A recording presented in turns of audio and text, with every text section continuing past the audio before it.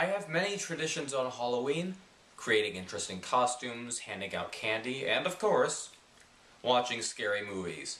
I try to watch as many as possible, but the one I make sure to watch every year is John Carpenter's Halloween. I'm not the only one who watches this chilling slasher film each Halloween. In fact, you can find numerous reviews for it, so why review it? Well, I guess it's because I love it so much that I, like others, would like to share why I love it and why it has become such a classic. So, let's talk about the night he came home. This is John Carpenter's Halloween. On Halloween night, 1963, a child named Michael Myers inexplicitly kills his older sister and is sent to a mental asylum. 15 years later, he escapes and heads off to his hometown of Haddonfield, Illinois to continue his psychotic rampage. He begins stalking a babysitter named Laurie Strode, played by Jamie Lee Curtis, constantly scaring her in the most terrifying way, standing in front of her. As the night progresses, Michael finally begins his murder spree, attacking Laurie's friends across the street, and finally going after Laurie. While all this is going on, Michael's former psychiatrist, Dr. Sam Loomis, played by Donald Pleasence, is searching for Michael and tries convincing the sheriff that Michael is more than just a killer, but is actually evil incarnate. The story is so simplistic, but at the same time it raises many questions. Who or what is Michael? Why does he do this? It's easy to just write him off as being some kind of nut, but Carpenter created an ingenious monologue for Loomis to use as an explanation as to what Michael is and what he represents. It's an unsettling speech, and Pleasence performs it in a genuine way. The character knows that although what he is saying is far-fetched, he still believes every word of what he says. Michael Myers is purely and simply evil. The whole cast does an outstanding job, and though some are not on screen as long as others, they are still memorable. Laurie is the good girl, Annie is the cynical one, and Linda is the dumb one who constantly uses the word totally. They are basic characters, but not to the point where they don't leave an impression on you. You do start to like some of these kids, especially Laurie. This was Jamie Lee Curtis's first film, and for her first, it's remarkably good. Her character comes off as nice, caring, very motherly, as she seems to have picked up screaming lessons from her mother, Janet Leigh, the woman from Psycho. Out of all of them, though, it is the terrific acting from Donald Pleasence that steals the show. He reminds me a bit of the Van Helsing-like character. Loomis takes his task of stopping Michael very seriously and will go to great lengths to make sure no one gets hurt. I don't know where to begin when complimenting the rest of the movie.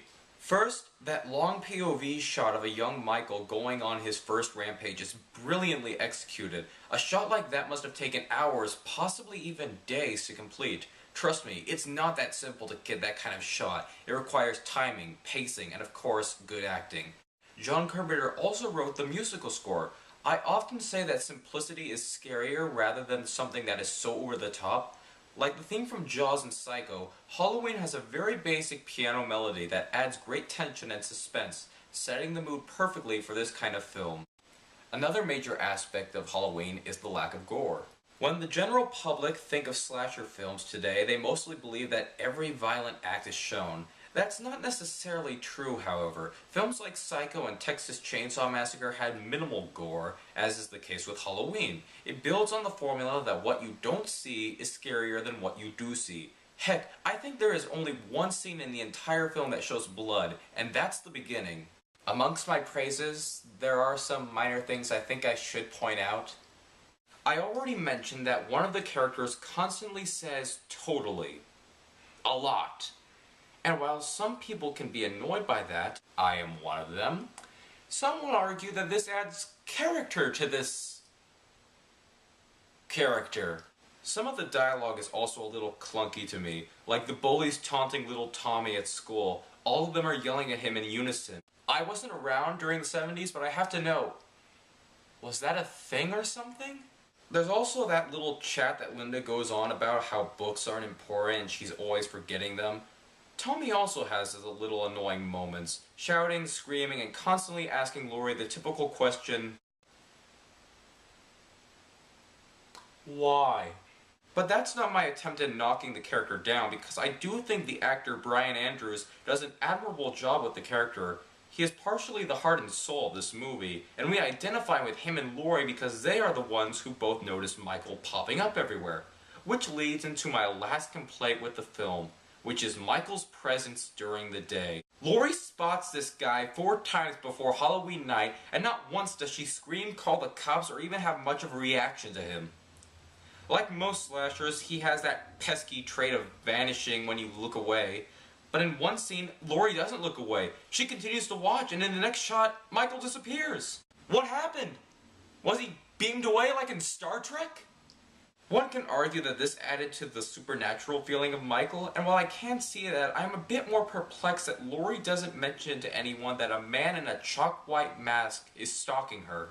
Well, with all the cons out of the way, let's talk about the man himself, Michael Myers.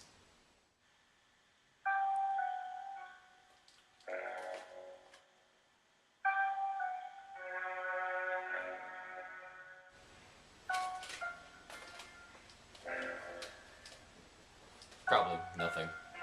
This emotionless, cold, and methodical entity has kept audiences wanting to learn more about him.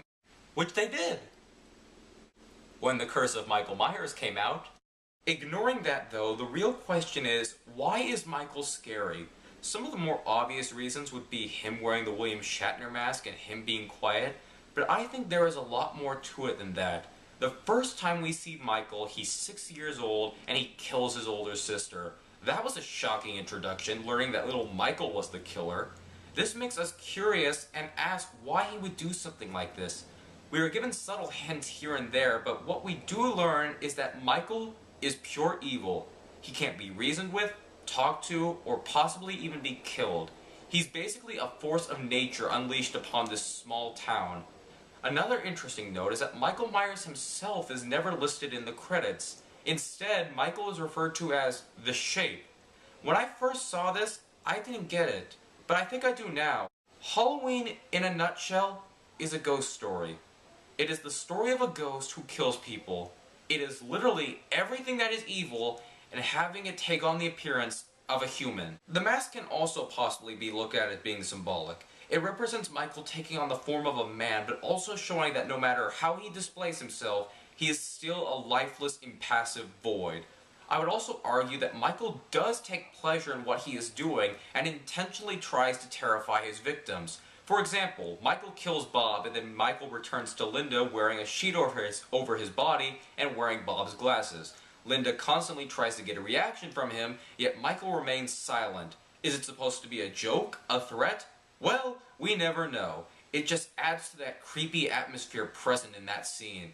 Adding to the creepiness is the idea of Michael being the boogeyman. It's brought up a few times by the young Tommy Doyle, and it's just another nice layer to this slasher. But what cements Michael's iconic legacy is the ending to this film. Spoilers! After saving Laurie, Loomis shoots Michael 6 times, knocking him off of the balcony and to his supposed death. Loomis looks out and finds that Michael has vanished. Everything leading up to this moment has just been words and observations made by the characters. Now, we see that Michael is indeed something otherworldly and or supernatural. That may not have even been the intention. Maybe Carpenter thought that it was scarier if we never knew exactly what Michael was. Maybe there is no well thought out answer to this enigma. Maybe Michael really is what we fear most. The unknown.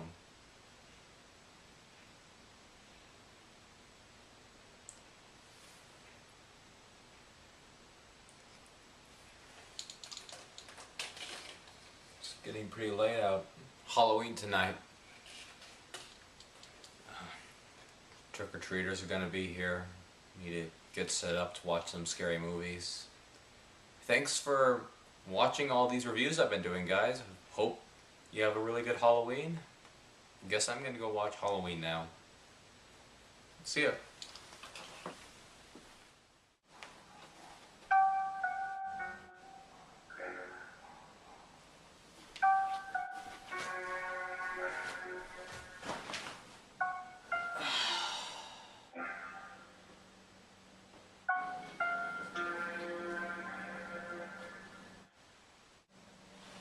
Whoa!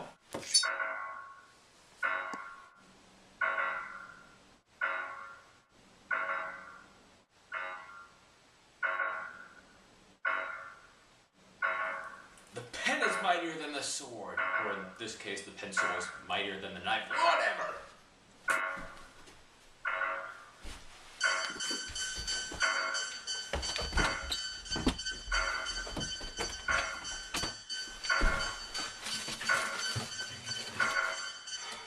Maybe I should do something useful, like call the cops, get out of the house, or...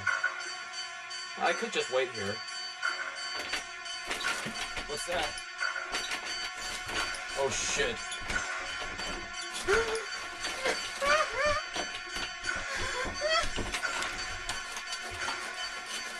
Just use the coat hanger.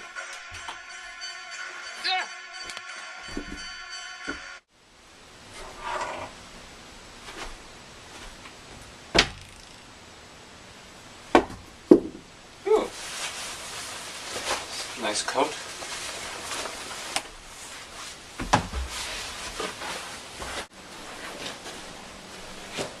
Maybe I should step... Nah.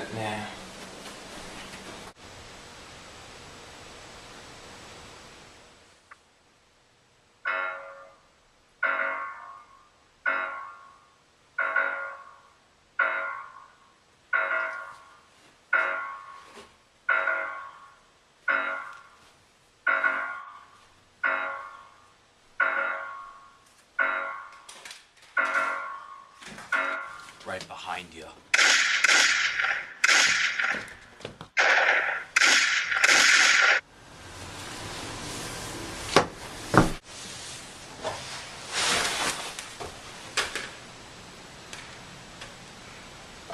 I do believe that was the boogeyman. Maybe I should look over and see if he's still there. Nah.